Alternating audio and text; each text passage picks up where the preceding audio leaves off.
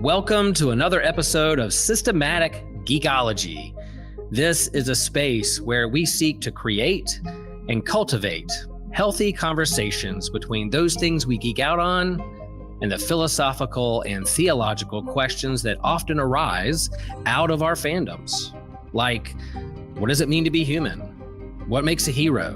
What makes a villain? How do the stories and narratives we geek out on shape how we live in the world?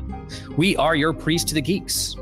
We aren't all ordained, but we see ourselves as mediators at the intersection of geek culture and going deeper in our faith. We don't always have to agree, but we do respect each other, and we see everyone as a beloved child of God. Everyone geeks out on something, so come geek out with us and enjoy the show.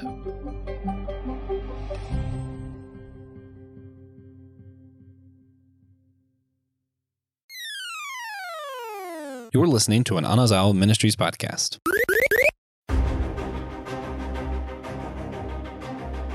Who would win in a fight, a hand-to-hand combat between Captain America and Batman? Could Superman lift Thor's hammer? Who's faster, the Flash or Quicksilver? Who has a better aim, Hawkeye or a Green Arrow? If these are some of the questions that keep you up at night, then all right, this is the podcast that you are looking for. Welcome to another episode of Systematic Geekology. We are your priest to the geeks. I am one of your hosts, Will the Thrill from Chapel Hill, and it is March Madness. It's one of my favorite times of the year. Being from Chapel Hill, we have all the brackets of college basketball. Will North Carolina be a number one seed? I don't know. I hope so. They deserve one. That's my humble opinion. But as with our topic today, we're going to talk about some number one seeds like Superman versus Thor, and some 16th seeds like those heroes and low seeds that could be like a bracket buster. Like we're talking like Stiltman and Jack of Hearts. Welcome to Systematic Geekology. I'm really excited about this episode. It's no secret that I am a fan of comic books and superheroes, and my friend Christian Ashley is a super fan of comic books and superheroes. And today we're going to talk about something that we've been long waiting to talk about with the Marvel DC crossover, Justice League of America versus the Avengers. Man, I can't wait for this. Christian, welcome. How are you doing? What are you geeking out on? And what is your hype level for this particular episode with what we're discussing today? Yeah, I'm doing well. I'm done with classes for the week, so I'm just getting ready to rest for the weekend. What have I been geeking out on? I have finished Lupin the Third Part 2. I moved on to Lupin the Third Part 3. And just a little warning out there, if you just happen to want to follow along with me, it is a little raunchier than what we have in the past, so just prepare that for your eyes. It's always been kind of a raunchy series at certain parts, but they took the, what's the word I'm looking for here? They took the door out with this one. Then Viewer discretion advised. Viewer discretion advised, yeah. Hype level for this, it's up to 11, man. This is Spinal Tap up to 11. Yeah, I agree. So ready for this. Yeah, so this is something that we've anticipated for a while. Some of those questions I asked at the beginning of this episode, there's the big two of comics, Marvel and DC. And yes, there's creator-owned stuff. There's Image, there's Dark Horse, there's Boom Studios, that people create great comic books and graphic novels across the board, across the spectrum of this type of fandom and geekdom when it comes to this avenue of storytelling with pictures and word balloons and graphic novels. But when you talk about the big two of Marvel and DC, people ask all the time, when we huddle in our comic shops and Comic Cons and other places, we ask questions like, who would win in a hand-to-hand combat between Batman and Captain America? Who's stronger, Superman or Thor? Who's the stronger magician between Zatanna and who's the Marvel Scarlet Witch? Who's going to go at it? And so we argue about those things and create those brackets and think, well, here's the crossover we waited for, and it has a long history of these two giants in the comic book industry trying to make this happen, having some setbacks, disagreements, and then eventually in 2003, 2004, there was a big crossover between Justice League of America versus Avengers, or in issue 2, Avengers versus Justice League of America. They switch it back and forth. They try to be super well balanced when it comes to this. And the creative team in this, we'll talk about here in a little bit, are legends in the business and have some history there as well. And so those are the things that we're going to kind of explore here. There's spoilers here in this. We do encourage you to go out and read the source material, grab the graphic novel, go on eBay or go to your local comic shop and grab the graphic novel. In 2022, they re-released this graphic novel because George Pérez, the artist on this book, was wrestling with cancer and he was in his final days. And so they re-released this graphic novel as a means to, and some of the proceeds of this graphic novel went to his cancer treatments. And so that's a big part of this story and the context of what's going on here. So go hunt it down, read it over. If you don't care about spoilers and want to hear Christian and I just gush over the art and heroes doing crazy, wacky things in a multiverse kind of crossover, it is bonkers. And there's so much here. And we're going to try to contain it all, try to contain our geekdom, but it's going to be hard. But there's spoilers. Go read or just listen and be entertained with Christian and I having fun with all this. Cool. So let's hop into the episode. Christian, in terms of context for this, what is your history with Marvel and DC? Like, those are the big two. When people think of comic books, those are the heroes and the teams that people think of. What's your history with Marvel, DC? Which one did you lean toward more than the other? Where are you when it comes to this matchup? Like a lot of my early loves, it started in the 90s with the cartoons. I had the Batman the animated series, X-Men the animated series, Spider-Man the animated series, Silver Surfer, Iron Man, Fantastic Four, Superman, Justice League, so on and so forth. And then from there, my dad, being someone who has always collected a lot of comics, when he was a kid and as an adult, and even till now, we'll still go to Comic Cons together to fill in the holes left behind that he wasn't able to get to back in the day. I started reading the comics. I started more Marvel because, Spider-Man, there's a reason he's my avatar. He's always been my guy. Mm-hmm. I kind of gravitated towards him more. And honestly, it's always been Marvel over DC, even though I would argue Batman is probably better than anything animation-wise, other than maybe the X-Men animated series. Yeah. And it's just one of those things just got to the point of, I just favor Marvel a little more. And not to say that DC is inferior in any way, shape, or form. It's just I jive with the characters better in Marvel. Yeah.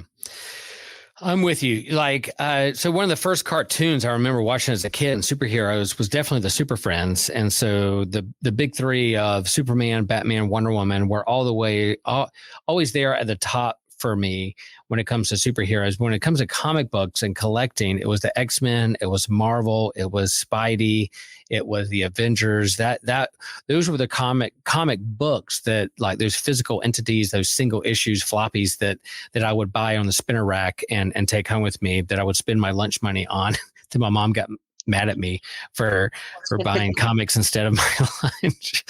But so that was me. But then, as I started to grow and understand the two universes, I love Superman. I love Batman. I love the Justice League. So over the years, I've grown to love these two teams, and I love teams. Like, I love bringing a team together and seeing how they work out a grand threat. Individually, they're awesome heroes. They have gifts, they have powers, they have their own books.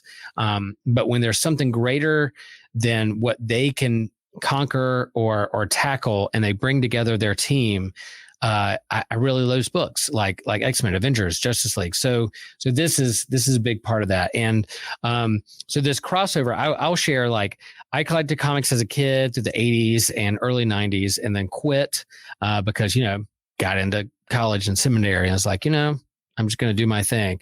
And then early 2000s, my wife, on my first Father's Day, when Hannah was just a few months old, was like, "Hey, I bought you a comic book. Be a kid again." She had no idea the Pandora's box she was opening up for me. I was like, heck yeah, I'm diving all in, full steam ahead. And this is like 2002, 2003. And so this series, this crossover, Justice League versus Avengers came out in 2003 and 2004. And that was like, oh man, I'm hopping in. So I actually bought these actual single issues, this 4-part story arc individually on their own, and loved it so much that I was just like, here's it. This is my world coming together. So, yeah, the reason we're talking about this now is that, it's just one of those things where you think about with our comic book catch-ups and those things we geek out on, those questions of, could Superman beat Thor in an arm wrestling match, or could Superman lift Mjolnir? Those kind of stuff that we answer. Well, it was answered and it was wrestled with back in the early 2000s and now. So, super fun. I'm really excited about this. Let's talk about the creative team a little bit. So we have on this book, JLA versus Avengers. We have Kirk Busiek and George Pérez as the creative team on this book. And so, Christian, what do you know a little bit about Kirk Busiek or George Pérez when it comes to the creative team? It really is an all-star. They both have their feet and creative muscles in both universes, and I think that's a great way that they pull them in for this. But what's your history with them, and what do you know about that? Yeah, Busiek, I know him more outside of his Avengers run for Thunderbolts and the Untold Tales of Spider-Man that he did back in the day to kind of fill in the gaps of what was happening, in Peter's early years. And Perez, of course, there's Teen Titans, and he also did the Infinity Gauntlet too, if I remember correctly. He sure did. Yeah, both of those tremendous. And did he do Crisis? Yep. Yeah. Yes. Yeah, Kirk Busiek didn't Marvel. So DC did their Kingdom Come, which is one of my favorite graphic novels of all time, with Alex Ross and Mark Waid. And so Marvel's like, we got to do something like that. Should we do it? And let's just go. All right.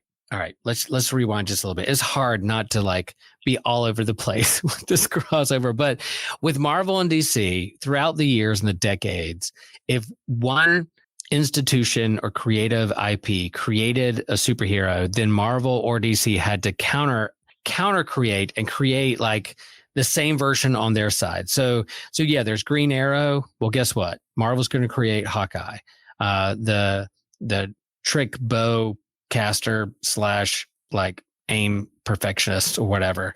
Yeah, Superman, Thor. So they're going to go back and forth. If you have the Flash, well, Marvel's going to create Quicksilver. So they go back and forth. So DC did Kingdom Come, and then Marvel's like, we got to do our version of that epic thing with Alex Ross, and Kirk Busiek was the actual author for that huge graphic novel / event that Marvel did. But he also did his own own stuff with Astro City. But he also wrote for Superman for a while and Avengers. So he had his feet in both worlds. He has creative chops in both DC and Marvel. And then George Pérez, God rest his soul, rest in peace, died in 2022 with pancreatic cancer. Was just a legend in comic book artistry. So he did New Teen Titans. He did Crisis on Infinite Earths, which was a huge, big crossover with DC in terms of how to wrestle with the multiverse and to hone it into something a little bit more understandable for the modern day audience. But he also drew for Avengers and Fantastic Four. And then he did the 1991 Infinity Gauntlet with Thanos, and the MCU and the Infinity War and Endgame. Well, guess what? That's all based on the Infinity Gauntlet that George Pérez drew.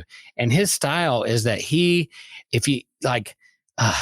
do you describe his style, Christian? There's so much on one particular page. It's like the Where's Waldo books of superheroes, super small, but also grand, big splash pages. There's so many, he can fit so many characters and superheroes on one page that it's just unimaginable. I'd argue attention to detail. I don't know if that's the best way to describe it, but when you get 4 issues with every single member of both the Justice League and the Avengers in it at least once, even the obscure characters no one has ever heard of, or the Reserve Avengers you've heard of maybe once. Yeah, I think attention to detail might be the best way to put that. Yeah. So just a legend in terms of comic book artistry. And so we lost a good one there, but like his work is will always be there. And we encourage everybody to go out and read and buy and be a part of. So Busiek and Pérez, legends in the business. So I couldn't think of a better creative team. If you were going to do a crossover between Justice League of America and Avengers in the same world and in the same comic, those two should be the ones that would lead the helm in that. So a little history behind that. They tried to get this going. DC and Marvel tried to get this in like the late 70s, 1979, and it was canceled. They tried again in the early 80s, and they just couldn't agree on what that would look like or what was going to happen. There was a crossover between X-Men and the New Teen Titans with Walt Simonson and a few others on that book. So there was this kind of neat crossover between DC and Marvel with that. But then when it comes to the big two, like these really couldn't agree on putting a story together or getting a team together until the early 2000s. And the 90s was a big boom with comics and making money. Then the early 2000s, there was this bankruptcy and it kind of crashed. And then there was this upsurgence of popularity or getting back to the basics of comic books and comic book superheroes in the Ultimate Universe and DC and Marvel. They really kind of stripped away the chasing the money and the capitalism when it comes to selling variant covers and comics and getting back to just genuine storytelling. And so there in 2003, 2004, this crossover happened. All the questions people asked, man, it happened in this series. Christian, did you know about this then? Did you collect the single issue? Did you come to it later? How did you encounter this particular story arc? I'm fairly certain my dad bought these first because I want to say that this was the time when Wizard magazine was still a thing. Mm-hmm, and I do remember seeing artwork in there of like the splash page of Starro versus the Avengers, or I think Terminus versus the Justice League as well. Might have been an ad there too. I mean, like, wait, what? That shouldn't be happening. Right. What is that about? And I know he bought them. I don't remember reading them until later on. So I probably didn't when he first got them. Yeah. Again, I collected single issues and have it in my box. And on eBay, they're a little higher from their cover price, and people are doing it. But and there's a resurgence with Pérez and wrestling with his illness and cancer and trying to raise money and awareness and to support him with this particular crossover between both industries, DC and Marvel, to kind of come together to support this legendary artist. So that's all there. But yeah, like I can't recommend this enough. If you're a fan of comic books and you're a fan of these particular teams and them in the movies and superheroes, it's just a fun read. Now it's super dense. There's a lot of panels. There's a lot of words. There's a lot of heroes smashed and fit together in a particular page and panel. But yeah, I can't recommend this enough in terms of how fun this is and the nuance between how these particular universes see each other, reflect on each other, how they judge each other on terms of how they do comics and the vibe that they have there. Christian, in terms of being a Marvel fan, but then also super respectful of DC and some of that stuff, like what was your overall, putting this all together as one collective story? How does this sit with you? Is it satisfactory? Do you love it? What are some moments there? This series is immensely satisfying to me. As someone, my favorite comic series of all time, not because of its quality, but because of what happens inside of it, is Marvel Team Up. And probably Brave and the Bold wouldn't be too far behind.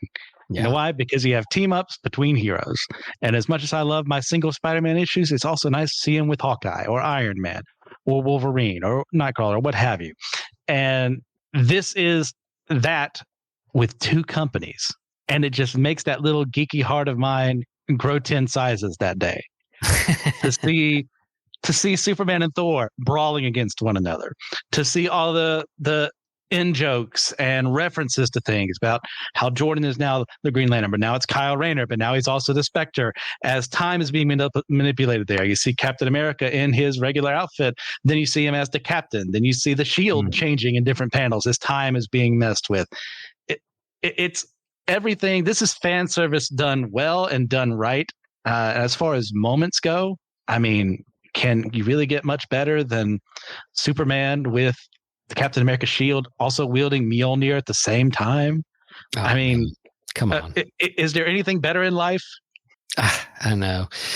And as we get in, we'll talk about the single issues here in a minute. But yeah, there's those moments where with any team up or any hero coming together, or they're the kind of the comic book trope is that these two heroes come together, they misunderstand each other, and so they fight, and then they come to an agreement and then trust each other and then team up to fight the bigger threat that's out there. And that's what's going on here. You have two teams who are like, who are you? What's going on? We're going to fight. Oh, wait, there's a bigger threat larger than us. Then we probably should work together as a team. And then they work together and then they defeat the big bad at the end. So like that particular outline and trope of how you do superhero comics is all there, but the little moments along the way and the little attention to detail, like you said, about what George Pérez really does in his art is fantastic. And if you just skim or if you just blow through this thing, you're not going to catch that little small panel of Bruce Wayne, Batman, sipping tea that Jarvis just handed him off to the side. And you're like, oh my gosh, is that Batman? Batman like sipping a little teacup that Jarvis just handed him? Like, oh my gosh, what is going on here? So there's little moments like that. You're like, oh, this is the best thing I've ever seen in my life. So yeah, I totally agree. It's totally satisfying. This is what we wanted. It is absolutely bonkers. It's 4 issues, but they're kind of premium, extra pages, kind of extra content we each want. It's not just like a 24-page floppy comic with a regular cover. It's kind of like each comic, each issue is almost a graphic novel and is in and of itself. So super fun when it comes to that. All right. So these teams in the time capsule of 2003, Justice League of America, you have Superman, Wonder Woman, Batman, Aquaman, Flash, Green Lantern, which is Kyle Rayner, not Hal Jordan, because Hal Jordan is the Spectre at this point in history, and Plastic Man. Yep. You have Plastic Man as the Jar Jar Binks and the comedic relief in the midst of the Justice League. Now, when it comes to the Avengers, you have Vision, Scarlet Witch, Quicksilver, Iron Man, Cap, Thor, and Hawkeye. And then Wasp shows up every now and then with that team too. So those are the main teams when it comes to that. The basic plot when it comes to this, you have the Grandmaster, who, if you remember from the MCU, is Jeff Goldblum, but it's not Jeff Goldblum in this particular issue. The Grandmaster is this chess player, eternal / outside of time, observing the universe, likes to play games, watching all these things take place. And then Krona, which is this DC kind of, I don't know how to explain him. When we talked about DC deities, Christian, we didn't even mention him, which I feel kind of bad now. But like, how would you explain Krona to like the layperson who doesn't understand comics? Consider subscribing on YouTube, where you can get some other stuff. You get exclusive series like our comic book catch-up, Manga Mustard, Drinks with Tejas, and a companion series we do each year to go with our annual theme. You also get access to Friday Night Frights and Wednesday Night Weeaboo and Spidey Swing Bys with Christian Ashley. You get access to other exclusive shorts, like what I'm going to be doing soon are non-canon, where I'm going to be reviewing different IPs that are outside of canon from our favorite fandoms or the Bible and discussing whether or not it should be canon. You also can get a short of Will's Wednesday pull list. So if you're into comic books, Will goes through his favorites of each week's pull list for himself. You also get other bonuses over there. Most of our surprise content we'll put straight to YouTube going live over there that you can check out. And a lot of our regular episodes are also posted on YouTube if you just want to see our smiling faces. All right. Well, if they know enough about Green Lantern, you're going to be okay. Okay. Because he's one of the Guardians. They I can't remember their species' actual name. Oa? Ona? Oa is the planet they're on, but I think they have a different name. Right. I'd have to look. It's Malthusian. Okay. And his whole thing was he was researching stuff. He wanted to understand creation and how he came into being, because like the Guardians there, they were like one of the earliest species in DC continuity that had sapiency. So he was all about that, but like he started doing things that they weren't approving of. So they decided, because they didn't believe in capital punishment, they were just going to mess with his energy and spread it around. Yes. And then he's able to reconstitute himself and become a villain, trying to find like, how did we get here? And he's going to use any means necessary to find it. Kind of like an anti-life equation to an extent. Mm-hmm. And he's come here because like he's asking these different universes, these different realities, these questions of like how they got here, what's going on. And we see like the crime syndicate being destroyed. We see Archon and Thundra and whatever Earth he's on, I can't remember, being destroyed because I can't answer him. So Grandmaster realizing this kind of goes, well, what if I distract him with a game? Which sets up the premise here. Yeah. Yeah, that's good. So it kind of starts off with these questions like, okay, we have these two universes from two different companies, two different multiverse. You know, we understand the multiverse at this point. We understand the different versions of superheroes and what they're doing. But the big plot is they start with like, what is it? What is the secret? What is truth? What is the universe? What's behind all this? And that's Corona asking these questions. And at some point we get a little backstory that yeah, he's asking these questions. They're like, nope, you've gone too far. We don't believe in capital punishment. We're not going to put you to death, but we're going to curse you with disembodied energy, which is a great name for a metal band. Like if I was going to be a metal band, disembodied energy would probably work. So they disembody him, and he kind of goes throughout the universe trying to figure out the secrets to all things. And Grandmaster encounters him, and then tricks him with a game. Let's have a game of chess with these two great heroes and teams from these different universes, and see if they're matched up against each other, or give them a quest to find these different things. And maybe that'll like satisfy his inquiry or itch for knowledge or whatever. But we know that like it gets pretty bonkers there at the end. So all right, folks, we're going to go with each issue. There's 4, and we won't go too detailed. We want you to read the detail. We're not going to get to all of it. It's hard to do it. We could do an episode on each particular comic book and talk about it and gush over it. So yeah, 1 of 4, Justice, JLA versus Avenger, Busiek versus Pérez. You have on the cover the big 3 for each universe. Superman, Wonder Woman, Batman, and then Thor, Iron Man, Cap. And on the other side of the wraparound, you have all the other characters of the Justice League and that. So you have these universes dying. People are trying to figure out, and we talked about in kind of deities and religion of Marvel, you have this kind of embodied universe called eternity. And there is at the very beginning, right at the prologue, you said, and there was a universe, a journey into mystery with eternity holding a galaxy in his hand. And let's see what happens here. And you have this chess match between Grandmaster and Corona and these two universes. And really the plot here at the very beginning of book 1 is that you have these crossovers.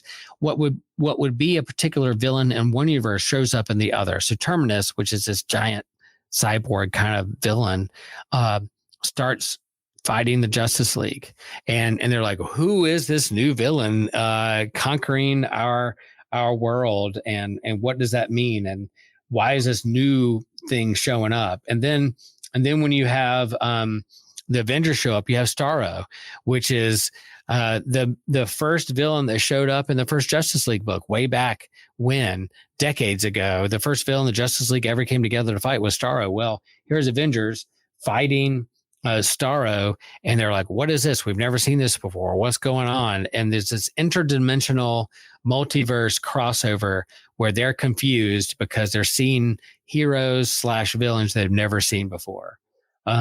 Christian, what stands out with you in this kind of first issue of, wow, this crossover event? It's that moment, like ever since I first saw those two-page spreads outside of the comics, like I want to see what happens here.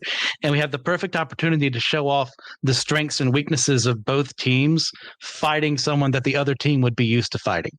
Yeah. And it's so much fun. We get Wanda being able to like kind of out manipulate Starro. We have the scientific success and the strategy with Batman telling the Justice League what to do to systematically take down Terminus. and we have a ton of things there, which I was rereading this earlier today. I was like, why does this kind of sound familiar, these events of this series? And it's not the same 100%, but it's like the Avengers Defenders War that they had, where Dormammu and Loki were manipulating them to get this one artifact. Instead, they've expanded that into 12 artifacts here. They need 6 artifacts in different reality in each of these different realities to make sure that they're not destroyed by what happens here. It's like the Grandmaster reveals to the Justice League. And is this where we set up how the Earths are different, or is that the second one? I think it's the second one. There's a little bit here. There's definitely so Flash goes into the Marvel universe and encounters like a mutant being hunted down by like a kind of a mass crowd, a kind of a mob hunting down this mutant. And he's like, what kind of world is this, that a mob would hunt down someone who just because they're different than the others? And then the Justice League goes through and they're like, yeah, what is this that allows Doctor Doom or these places? Like, what kind of heroes are they not doing what they're supposed to be doing? A little bit later, I can't remember if it's this one or other one, that Captain America looks at the DC universe. He's like, wow, they revere their heroes so much.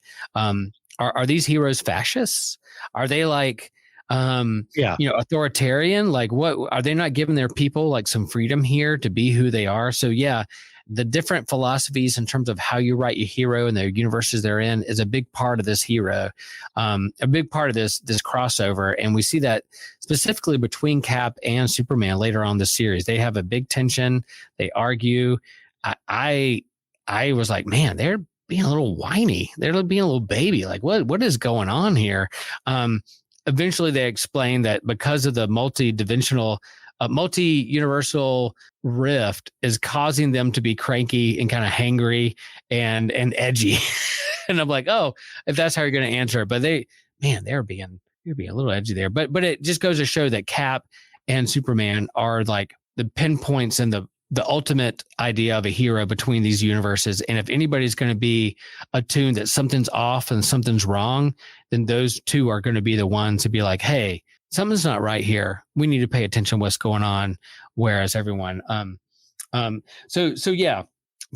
book one, their fight, there's this multi-dimensional, kind of extra dimensional rifts and what they called extra dimensional Taurus of like Lobo goes to Shi'ar Empire and starts fighting. They're like, who are these people going on? Where eventually Grandmaster shows up, Metron shows up, and they give them a quest. They're like, all right, in order to fix this, you have to find these 12 items of great power.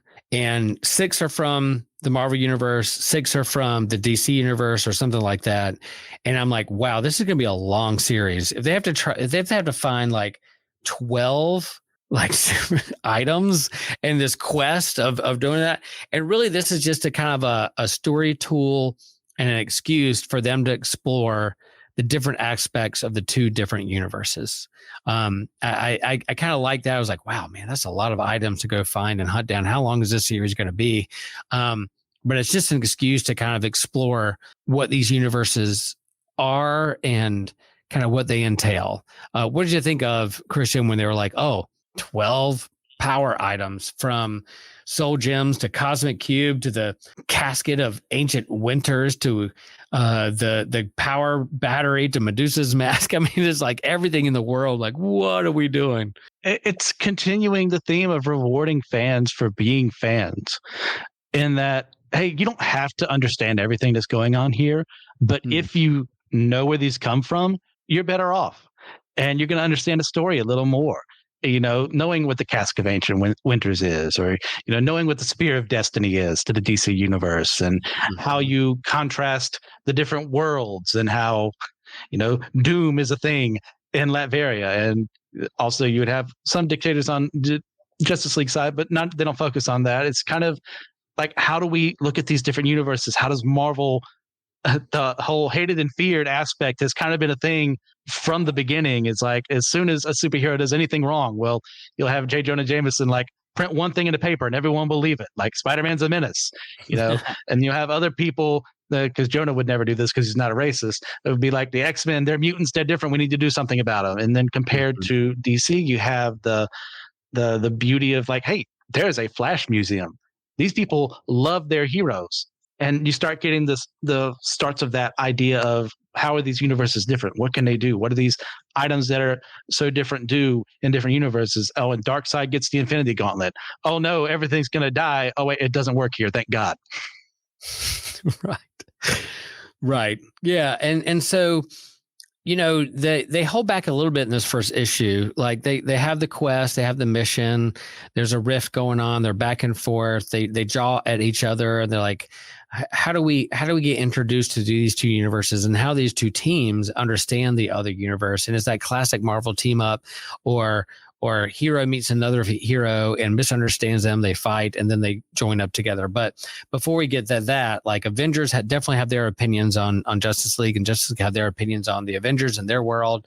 At the end of this book, they have their mission, what's going on, but then Thor gets impatient and throws his hammer, and it just cracks Superman's jaw and just throws him out. And so that's the splash page. That's the like, oh my gosh, Thor's hammer just met Superman's jaw, and it's pretty explosive. But there in the small little panel, again, I use small intentionally. The atom has been spined. The atom is shrunk down, super small. Think Ant-Man, except DC Universe, but it's the atom.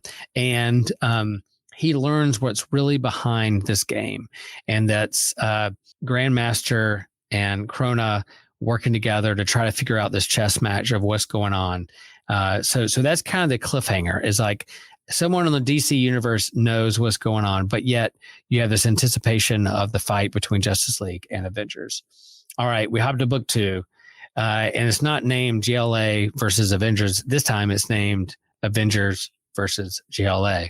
And then you have cover. It's the who's who in Avengers and Justice League. They're filling out the characters. It's getting a crowded cover. And the name of this issue is The Contest of Champions. So there is a lot of fighting in this book. And so the Avengers eventually call the JLA the Squadron Supreme Light, because again, Squadron portrayed as like the Justice League version of Marvel. You get a little backstory. There's some matchups. You get Flash and Hawkeye. One of my favorite moments is Hawkeye doing a boomerang arrow at Flash, thinking that's going to trick him. But one of Flash's big rogue galleries is boomerangs. He's like, hey, look, I understand boomerang. You're not gonna trick me with that. But my all-time favorite, oh my gosh, we now have, if you're gonna ask the question, who's gonna win in a hand-to-hand combat between Batman and Captain America? Well, we get it. We get 2 pages of a fight, and it's silent panels. And by the end, they're blocking each other, they're fighting each other. Batman eventually says, it's conceivable you could beat me, but it would take a very long time. Instead, let's work together and figure out what's going on behind all of this. So it's a draw between Batman and Cap, but they come together like, look, obviously something else is going on here. We're very smart. Let's figure this out together. And so they kind of go off to try to figure out what's going on behind the scenes between this multiverse interdimensional fight. What else is going on there, Christian, that in this particular book that stands out to you? It's a great moment between the two of them, Batman and Captain America. Like the silent panels, that's a great way of putting it. It's like you just get the narration of faint, or like, he's going to punch here, or what have you. And they're both just like tactically assessing the situation. Batman's like, okay, look, you're probably going to win, but there's a bigger threat out there. Let's work together. Then you get the two of them going, if I'm remembering my issues correctly, to the Batcave, and then Cap sees the memorial to Jason Todd. And there's that panel where it's just, you lost a partner too. It's like, there's no like representation of Bucky, if I remember correctly, but that's what he's thinking of. And that kind of humanizes Batman a little more for Cap. It's like, okay, I already agreed to work here, but like I can understand this man on a more empathetic level than I could before, having lost the same. And this would be like 2 years, I think, before Winter Soldier would come out in comic form. Yeah, but that is what it is. Retcons and Marvel and all that. Well, DC's no stranger to retcons either. And you get a funny little panel, a page where Ben Grimm just comes in because Cap has asked him for Fantastic Four for help, Yeah. and he makes fun of the giant penny. Like that had never been a thing before. Now we have the thing of the Fantastic Four making fun of the giant penny of Two-Face in an actual comic produced by both companies. And like, does it matter to the story? No, but it matters to me as someone that's totally something Ben would do. Yeah.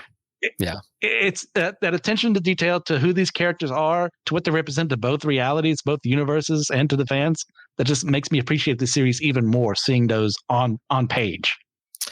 And as comic book fans, there are times when we have certain creative teams that work on a beloved property, and we're like, man, they're not capturing who I believe this person to be. You're like, wow, they're not. And there's some who are like, oh, they're knocking out of the park. This is great. But there's sometimes like it's hard to find the right voice. Like you and I both bond over The Last Jedi and whether we think Luke Skywalker is captured well or not. Again, we're going to talk about this with Joshua later. But, when Mark Hamill is like, hey, do you want to do this? And starts questioning it. I'm going to believe Mark Hamill, not Joshua. Anyway, we're going to keep going. In the same way within this book, like you have they are capturing each voice of each hero so very well. Now, eventually down the line, there's a time when I'm like Cap and Superman are being super edgy and like grumpy. What is going on here? But they answer that at the end of why that's happening. They're very stressed about the tension between these two universes. But in terms of capturing the voices and the characters and what they're about, they just do it so well. And again, like that moment in the Batcave where Captain America is literally standing in the Batcave. How freaking cool is that? And bonding. And then Batman, of course, does what Batman does. And it's like, hey, do you want to get sentimental or are we going to solve this crime? Are we going to solve this problem? Like, hey, we have no time to like get in touch with our emotions. Let's solve this. So that's what's happening. But yeah, you have different, not only the Avengers, but other Marvel heroes like Thing and Fantastic Four. You have Firestorm, Red Tornado, Black Panther, Wakanda. Like they're out hunting for these power items, these 12 items of power, and they're finding them. And I'm like, at this point in the character, like, man, they're doing this really quick. And then the stat, like, 3-1, 2-1, 4-2, like, who's going to win this contest? We're on the second issue. It's supposed to be 4. Who's going to win this? And they kind of solve it here at the end where they all kind of collect them at the very end. And then, man, it's like they end with a cosmic cube where they're really batting that around like some big cosmic football. And eventually, they call it a draw. There's a draw between Avengers and Justice League. And, but before we get to the end, we have the big matchup. We have Superman versus Thor. Yes. Christian, do you want to describe who wins this battle? If you're asking out there, drum roll, please. Who would win between Superman and Thor? Who wins? Yeah, I'm trying to remember. At this point in time, Superman eventually manages to like either catch Mjolnir for a second and then put it out of the fight. He still gets hurt a little bit. Then he takes down Thor. But is this when like Hercules and She-Hulk like recognize that and like 3 other guys start beating up Superman because Thor just got taken down? Yeah. Like, that eventually happens. Like, but in this, like with Batman and Super Cap, I'm like, it's a draw. I'm like, in this series, are they going to do this with every single one so that like everyone's a tie, so they don't argue like who's stronger than the other? I'm like, oh boy, every single battle is going to be a tie because in this crossover event, DC can't beat Marvel. Marvel can't beat DC. But in this particular one, Superman literally takes down Thor. He literally takes him down. And but Superman's pretty beat up. And then he's standing over like a lifeless, he's not dead, but like a beat up Thor. And he's like, all right, this is the single toughest opponent I've ever fought. So yeah, Thor loses, but with anybody who Superman has fought, think of all the villains, all the things that he's been through. If he looks at Thor and says, this is the toughest opponent I've ever been a part of, or fought, I think that's, that's a big cred there to Thor. But in the midst of all that, you do have like, it's a draw. It's all, but it's not over. You're like, is this over the series? No. all is lost. The final panel is like everything goes to white.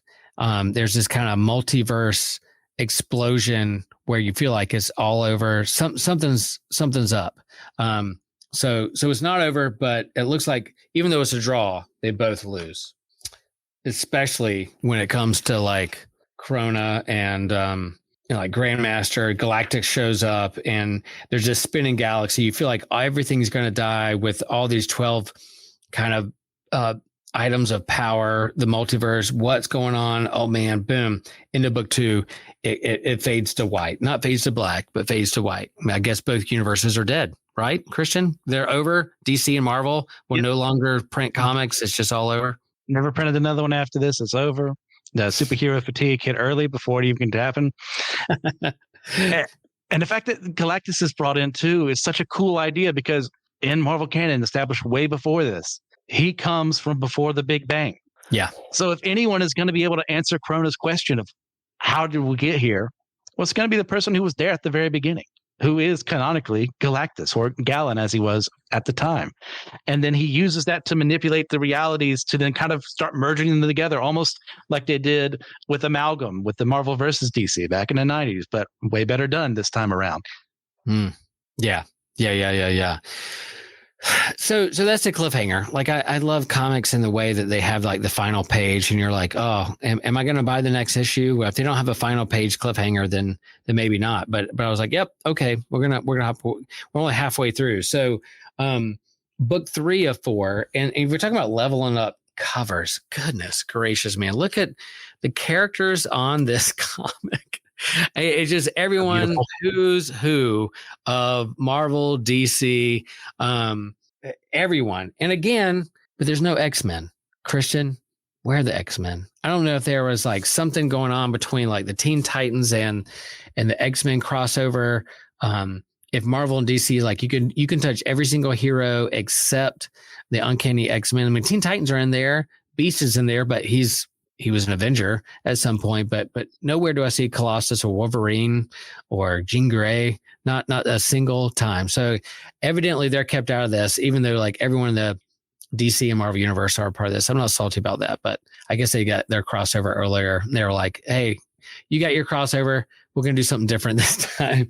But yeah, this covers absolutely, man, if you just Google GLA, Avengers, Busiek, Pérez, crossover, 3 of 4, and just look at that cover. Holy cow. So they jump in. And this particular issue, all right, so if they're fighting, if issue 1 was like setting up the 2 universes, issue 2 is them fighting against each other and who would win in a fight. Issue 3 is that they've merged these 2 universes together and they all feel like they're part of a single shared universe, and their memories are all whack because they're like, oh, didn't we do this together? Didn't we do that together? Big events in the DC universe and Marvel universe, they're like, oh, that's our shared universe. We all experience that together. But Cap and Superman are like, nope, something's wrong. They've been all pissy in the corner. They're all like being bratty and moping. I'm like, dude, what is going on? But something's going on where they feel like something is off, something is wrong. And so that is what happened. Eventually they come to understand that, yeah, this can't be the way things are going because Corona somehow manipulated it and the shared universe can't be the final universe. They have to do something to get back to their original universes. Christian, what else is going on in here that you're like, man, issue 3 before we get to the final one? Yeah, it's the idea when you want to cross over like this, you want to see how would they handle other villains? How would they handle other opportunities here? Like we start with Dr. Doom joining the Source Wall. We have the JLA just beat him. Then we have the Avengers beating Brainiac in a battle. Like, yeah, I want to see that on page. I want to see those fights. But it's those teases of what could be. And it also, funnily enough, even mentions what the original crossover would have been in the 80s. I think it was going to be like Kang and the Lord of Time. Yep. Like I think the Wasp mentions that at one point in time. But we have the 2 representatives of each universe, Superman and Captain America, both realizing that something is off, which I think is pretty apt for the situation we're in, that they're the ones who realize first and to go, okay, things look good here, but are they really? Is this really how things should be? What should we do? Yeah. There's a page here where they're having a big luau and a big, like, all the heroes between DC and Marvel are having a big meal and a luau together. That just lays around their neck and they're all hanging out. And then you have Wonder Man and Wonder Woman in an arm wrestling contest. We never see who wins, but at least they're arm wrestling. Wonder Man, Wonder Woman, there they are. If you ever wanted that in your fandom, well, George Perez drew it, and there you go. There's your picture. But yeah, again, Cap and Superman are kind of sulking. They're kind of figuring out what's going on. And then their memory is like, yeah, remember that time we fought Amazo and Ultron, or Kang and Lord of Time? They're like, no, something's off. That's not the way it should be. So they, and then it goes white again. And then they start figuring out that this kind of shared universe is off, and they're fighting villains together. So if issue 2 is them fighting against each other, in issue 3, they're teaming up together to fight these other collective villains from their collective universes. And that's kind of, as fans, that's what we want to see. Yeah, we want to see them fight against each other and see who would win, but against their collective villains, we get to see them, what they would be like if they teamed up together and actually worked together as a team. Oh, yes. Yeah. So there's a page where Spidey shows up in book 3. Being interviewed by Clark Kent. Yes. So another clue that things are off is that you have Spider-Man being interviewed by Clark Kent from the Daily Planet. And you're like, wait a minute, this isn't the Bugle, it's the Daily Planet. What is going on here? So that's kind of cool that Spidey shows up with that. And again, it gets... It's very dense. There's a lot of words and a lot of art on every single panel, and this blending of the universes together. But at some point, you have the two worlds, a big splash page, and it's just beautiful, of two worlds crashing against each other, with Iron Man on one side, Superman on the other, and they're like, this isn't what we want. This is not the end game that we want to see happen. How are we going to team up and work together to be this? And at some point, all the teammates are joined together with all their power, all their minds, and it says they reach out, tapping their teammates' wills, their power, their souls. They give willingly everything they have until there's a sharp crack, then a rolling thunder across clearing skies, and northward, a landmark suite of Fifth Avenue, and they go back to the Marvel Universe of the Avengers mansion, and Jarvis sitting there. So they kind of hold back Krona and these universes, but they know it's not over yet. There's something going on. What happens at the end of this, Christian, for you, in terms of what's the cliffhanger that's leading to the issue 4? It's just raising the stakes even more. Like, obviously, I know they're going to be fine at the end of this, but like, how is it going to happen? We're like at the worst case scenario here. Worlds are colliding together. They're going to be gone. How is our team going to get out of this? Grandmaster is pretty much gone at this moment in time. Metron's being Metron. And that you introduced the Phantom Stranger. Yes. This is kind of like, if you've read your early Justice League, he's like one of the most Deus Ex Machina characters who ever exist. It's like, hey, I know this stuff and I'm going to bring you here. How'd you do that? Because I said so. And that's literally what happens here. Welcome to comics. Yeah. And it's perfect. Yeah. And then there's a splash page of like a chessboard, checkerboard of all the major events and teams within the GLA and the Avengers. And you turn the page, and all these kind of big events that have happened in the DC universe and the Marvel universe, all the way from like, Hank Pym slapping Wasp to Parallax and Crisis on Multiple Earths and the Flash and running the cosmic treadmill and Bane breaking Batman's back. They kind of flash through all these things. You're like, oh, is that what all that has happened? Are those universes that we're a part of? And these two teams are reflecting and seeing what they've experienced as teams, as individuals, their heartbreak, their relationships, and then that mutual bond of like, yep, okay, we understand what you've been through. We've been through that as well. I mean, again, like DC and Marvel, they copy each other, and they're all the time with their heroes and their storylines and their big events. What's the biggest way you could flatter someone, you copy them. Well, they do it all the time. But within this story, the two teams and how they relate to each other and understand each other and bond with each other is seeing each other's experience. I think we can take that to heart with our own experiences when we share our own stories with other people. How do we earn their trust? How do we become vulnerable to the other person to let them know what we've been through, to let them understand that they're not alone because we've all been through these similar experiences together? I think that's pretty important and a big lesson from this. I think, yeah, it's a big smash up superhero fight and all the things we dreamed of. But underneath is this drama of heroes understanding heroes and their common story of experiencing grief and loss and what it means to fight and stand up for what is right. Christian, in terms of understanding relationships and trust and vulnerability, what stands out in these comics for you? And then, yeah, you're in seminary.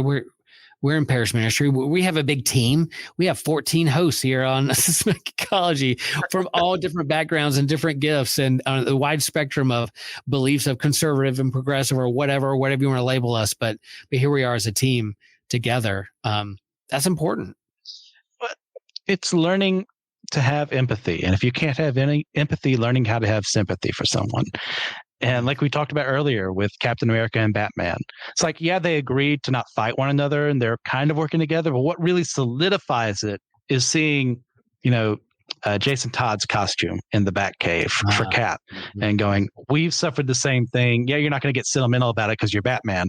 But we have a reason beyond the original reason to work together. I am closer to you as a result of this shared experience we both have at losing someone like that. We have these teams have worked together for so long. You see them both fighting for one another's sake against this other team who was also fighting for their sake, for the sake of their worlds, even though the Avengers are fighting for a world that hasn't always treated them the best. And Superman even wonders, like, hey, do they kind of have a point? Am I a force for good if I'm causing people to rely on me instead of themselves? And when it comes to stuff like us, it would be so easy for me to hear you talk about your wild ideas about how, this is how Christianity should be. And then you hear me say the exact same thing, in the exact same topic, hear a complete and utter opposite view. It'd be so easy to just shut me out. But it's harder and better to listen to someone else and see where they're coming from, even if at the end of the day, you're not going to change your ideas and I'm not going to change my ideas, but I can still learn from you, who has had way more experience than me, who has been in ministry longer than me, and how you've done things like being at your church last year was a huge boon to me. Not only that I got to see all of you guys in person, but to see how you do things. And if I had just said, Will's a progressive and a Lutheran, God help us all, I would have lost out on all those opportunities because I was being shallow. Mm-hmm. And there's a time to be firm. There's a time to stand here's what I believe. I'm not changing unless new information is presented to me that helps change my view. But there's also a time to just listen and hear what someone else has to say. And I would be the lesser if I did not have you in my life and I didn't have other people like James, like Joshua, who challenge the things I hold dear because of how I've come to believe in what I believe. Well, if I just stick to those things, then sure, if no one's ever challenged me, have I really learned anything? Have I really come to that position in a full way? Yeah. Yeah. Well said, Christian. And I think you're right. That's the reason why we have a lot of hosts on this podcast from different backgrounds to try to model for others that we can have different folks and from different backgrounds and different wherever you are in the spectrum of Christianity or faith, that you can still work together and geek out together and be friends and be family, regardless of if there are some things that you see differently when it comes to how we interpret scripture or the age of the universe or important things within the church or not. And so I think you see in this book, that the reason the Avengers and the JLA has endured all this time is because they have different heroes together with different gifts that, there are times when they disagree or they have tension and you're like, man, they have conflict, but they resolve that because they're all fighting for a greater good. And for all of us here at Geekology, we come together for the greater good of expressing our faith and pointing to a larger good of God's love for all people and we all have different gifts and express that in different ways. And it doesn't mean that we're always going to agree or we aren't going to have tension or things get, rose petals and beautiful things all the time, because people don't grow when you're comfortable all the time. So anyway, I appreciate that, Christian. And that's kind of, as I'm reading this book, I'm like, man, maybe this is kind of a microcosm of who we are as systematic geekology and what we can do and express ourselves out in the world. Because there's definitely people who wanted to have the clickbait of just being kind of like, reactionary to all these different fandoms, but can we have a deeper conversation and come together and support one another? And that's what we're doing. Man, look at us getting sent out. All right. So the cliffhanger for, as we talk about this, leading into the final page of issue 3 is you have literally Captain America and Superman shaking hands, little tears running down the side of my cheek. And they all say together, very well, we fight. Oh God, hear us. You hear us, Corona. We're coming for you. The Justice League, the Avengers United, all the way to the bitter end. And here you have Cap lifting his shield. Everybody's lifting their arms, and they're ready to go. End of book 3. And all right. So if issue 1 was understanding the universes, issue 2 was the two teams fighting each other. Issue 3, them fighting their villains and learning how to work together as a team. Well, here comes 4, because they're going to fight Corona and team up with each other. Boom. Are you ready? And the cover, issue 4, is literally Superman holding Mjolnir and Cap's shield ready to go with lightning striking and 2 worlds crashing against each other. Man, if that doesn't get you to buy a book, I don't know what would. It's the epitome of what brings this whole thing together. This, without the build-up beforehand, that image would look cool, but now we know the context for it. Now we know why Superman is willing to hold the shield of Captain America and Mjolnir at the same time, because he's learned to trust these people. He's learned that they are fellow heroes.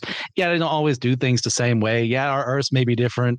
Your sun may feel a little greasy to me, or whatever he says about that. But hey, we have a common goal here. We are here protecting people. We bring justice, you avenge. Let's do this. Yeah. And that was a good point. Like, why didn't I think about that before? We bring justice, you avenge. But man, 2 of those go hand in hand. The splash page in book book 4, the prologue, you have all these, the Avengers and Justice Leagues together, but then you have these shared universes of Spidey. Yep. Again, you have global disasters. You have these things happen again. I'm a little salty that the Uncanny X-Men aren't in here, but again, maybe that's because they already did that. But then Superman, and eventually of all the conflict of the back and forth between Captain America and Superman, eventually Superman is like, we need a commander, and Cap, that needs to be you. And then Batman off to the side says, yep, I agree. And you're like, oh, okay. Superman and Batman on the same page saying, Cap, you should be the one to lead this team, to be the commander, to kind of be the one to lead us in the midst of this. Yeah, we have the muscles, the brawn, the smarts or whatever, but you're going to be one who can lead us. I love that so much. Oh, yeah. Because one of the things I do bring up is the DC universe, their main team has way better powers. And people in charge are way stronger than Marvel. And that's one of the things to kind of question themselves about. Here, Batman's on the team, Green Arrow's on the team, but you have Wonder Woman, you have Martian Manhunter, Superman, the Flash, the Green Lantern. Any one of those could take over the Earth at one point in time if they really wanted to. Versus, Captain America, Thor, probably, yes, would be able to do that. But it's Captain America who takes charge, who has always been the one consistently, physically weaker than most of his teammates most of the time. But because of his knowledge of how to handle war, how to engage as a superhero, he's got to be the one in charge. And that takes humility. And that takes if the things that happened before hadn't happened, this wouldn't happen. Yep. That experience and the stuff together, that's what leads it to it. And the name of this issue is The Brave and the Bold. So as a kind of callback again to kind of a DC team up part. And man, friends, this book, there's so much bunker things that happen. Every little panel that goes on, the character moments, we can't go through all of it, but in the midst of it, let's just say that Cap gives Superman his shield and says, I think you need this. If I'm going to be commander, please take my shield and use it. Wow. Okay. Eventually, yeah, Superman grabs the hammer and is able to use it, and they team up, and all the heroes, they all team up together and fight this grand Corona like crisis of multiverse crossovers, and eventually they resolve it in the end by working together and defeating this and going back to their normal regular universes. In terms of this particular book, what stands out for you other than like, I just can't describe it to our listeners. You got to go out there and read it yourself, that each little panel in itself is just a gem in comic book history. Everyone's been a child, historically speaking. But if you've ever been that child who had action figures, and you would have your own little crossover events where, Superman fought the Juggernaut, or, Spider-Man fought Amazo, or what have you, like, hey, yeah, sure, as a kid, you're not really thinking strategically through those things, but you see this happen, like Spider-Man fights Dr. Light, and then we have, then gets basically beaten for a second there. It's real bad for him. And it's just in one panel. If you're not paying attention to it, you're not going to see it. But you also have the Hulk show up and then get taken off the page for like, what is that one little like pterodactyl kind of guy who just worked for the Justice League for so little. But it's that moment you get to have that crossover of all these people together. Yeah, sure. We've been immensely blessed. We have the Justice League and the Avengers, but this is every single person who's been a member of the Justice League from all their iterations up to this point. This is everyone who's been a member or a reserve member of the Avengers brought into this book to have this final fight. And it just makes the little child inside of me just so excited to see this on the page. And it comes not for the sake of just having that happen, but there's actually a plot going on here too, which just heightens it even more. Yep. Yeah, well, it all comes to a head. You have these universes just going at it, blow for blow, fighting for the survival of their own universe. And yeah, like we talked about in the deities issues with Marvel and DC, like you have these big deities or these kind of eternal beings that are overlooking or watching the universe and manipulating the universe just to see what would happen. And that's what's going on here. But you have eternity and infinity coming together. They kiss, they make out, and they're trying to save the overall fabric of reality within these two universes. And eventually, of course, both universes, DC and Marvel, is not going to let one universe die. Of course they win. We're not going to say that. But in terms of how they come together, the details along the way, the character moments of how they work together is super fun to read and to be a part of an experience. And this is somewhat canon. Like, yeah, you have Superman with the hammer and the shield fighting because it's endorsed by the Avengers themselves. And yeah, they win. They win at the end for all things that are good. They come together and they save the universe. And there you go.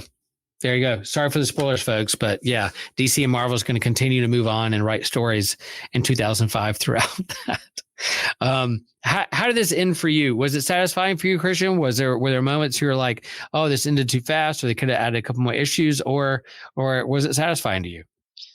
I mean, if they wanted to keep going, I wouldn't stop them. But I also know it's an immense amount of work to get this mountain to move, to have these two companies work together to begin with, because they've had a bad past with one another at times, and sometimes they've been more friendly. Then you have Quesada, who I already don't like for one more day, saying some very bad things about Superman that makes DC hate him even more. So like, this isn't going to happen today.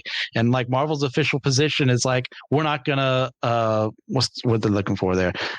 We're not going to promote someone else's work. And it's like, but don't you realize this is what happens when you have a good writer and a good artist around here to make these stories? You have all these things working together. It's like, my only real gripe with this is that I think Wally West kind of gets the shaft here multiple times over. It's not his fault that there's no Speed Force in Marvel, but like, he doesn't get to see Barry. And like, oh, why couldn't that have happened? It's been like almost 20 years since that happened.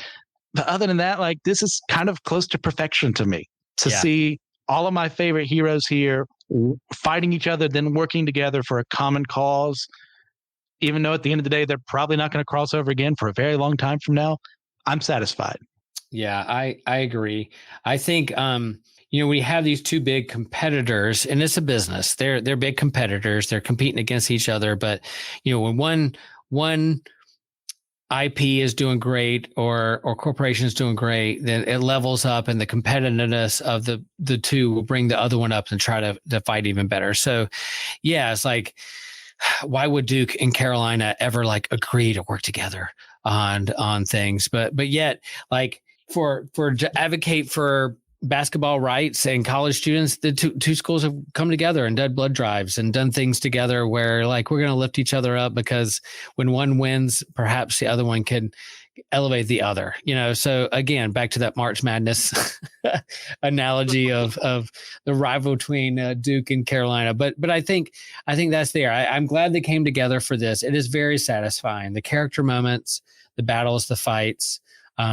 You would think that they would cop out on some things, but no, there's some real winners. There's some real losers in the midst of this, and some real character moments in the storyline. So I highly recommend it for our friends out there. And I think it's, again, a parable and an approach of how to be a team in today's world.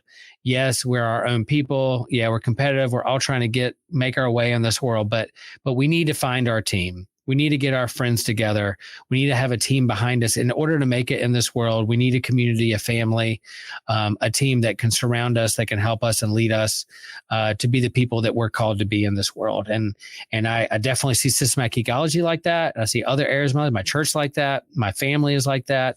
The camps that I work at, been a part of, summer camps, coming together for a collective goal of working together for a greater good. I think that's very, very important. And I hope in this year of an election year, or a time what can be really polarized and see us versus them, perhaps we can lay down our shield. Perhaps we can lay down our hammer, and we can extend our hand and say, help me understand you and what you've been through in this world, so that knowing that we have to live in this world together.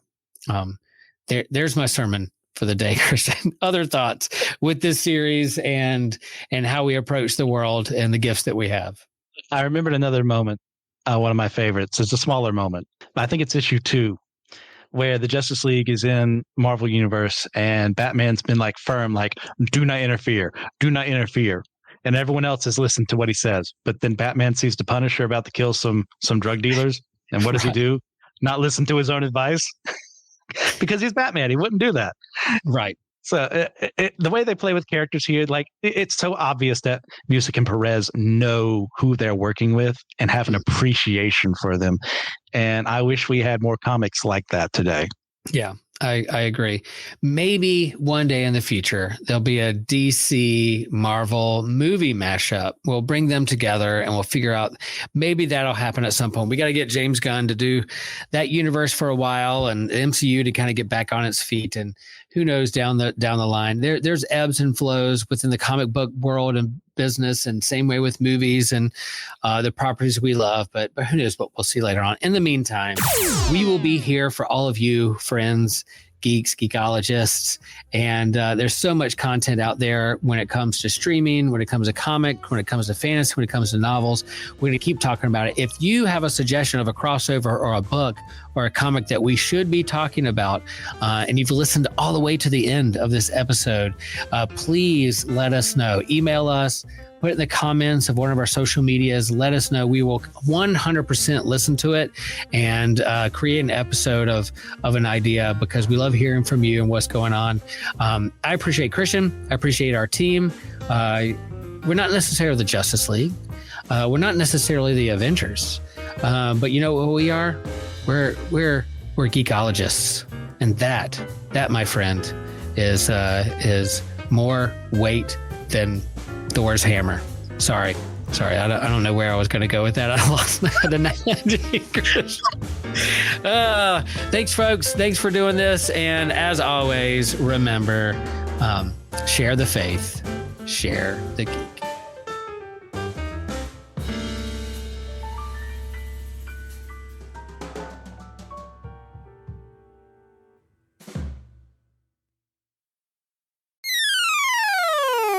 Hi, my name is TJ. I'm here to tell you about the Systematic Geekology shop. That's where we post all of our merch. It is hosted on Creator Spring, and we have a ton of really cool merch, mostly clothing. We have hats, extra soft t-shirts, sweaters, hoodies, and more. Our hosts wear them all the time. It's actually super comfy. We have glassware, mugs, which everybody loves a good mug. Fill out your cupboard, get rid of some old ones, which is the part that I never do. That's why I have too many cups. We have cloth bags, posters, and it's really stuff we like to put our icons on there. We like to put quotes, things we've come up with. And it's cool. It's a cool way, and a lot of it is pretty subtle too, to show support for one of your favorite shows. And my personal favorite is actually our SG Dad Cap, which I've been reluctant to buy it because now I have to wear hats at work, and then I get tired of wearing hats. But it's really cool. It's really understated. It is our logo right here. And then it says Systematic Geekology on the back. It's great. It's a really good hat. We have a few of them floating around. Check it out. And if we could all just rock the SG Dad Cap in public, I think that'd be pretty sweet. Hey friends, this is your pal, Will Rose, and I have some exciting news. Systematic Geekology will return to Theology Beer Camp this year, October 17th through the 19th in Denver, Colorado. And we hope that you can join us. We are part of Theology Beer Camp in Chapel Hill, North Carolina, at my home church in my hometown. And that year, Theology Beer Camp was called the God Pods. And then we were in Missouri, a part of the Geek stage. Yes, we had a whole entire Geek stage where we had workshops and speakers and had incredible conversations. And Theology Beer Camp last year was called the God Pods Strike Back. So you kind of see where this is going. And so this year, the theme is the return of the God Pods. And so if you head over to Eventbrite and follow God Pods 2024, or hop over to Instagram, follow it there. And if you enter promo code Geekshire, you see what we did there? Yeah. Wilbo Baggins approves. If you enter Geekshire, all caps, no spaces, you will get $25 off your ticket price. Geekshire, all caps, no spaces, Geekshire. Yeah, say it with me, Geekshire. Enter that. You get money off your ticket, and you can join us and hang out and drink beer and have great food. And even if you don't drink beer, you can have incredible food and beverages and conversations with your favorite hosts here at Systematic Geekology. The Geek stage is growing. I'm proud of that, and we thank Trip for this opportunity. We hope to see you at Theology Beer Camp, the Return of the God Pods 2024.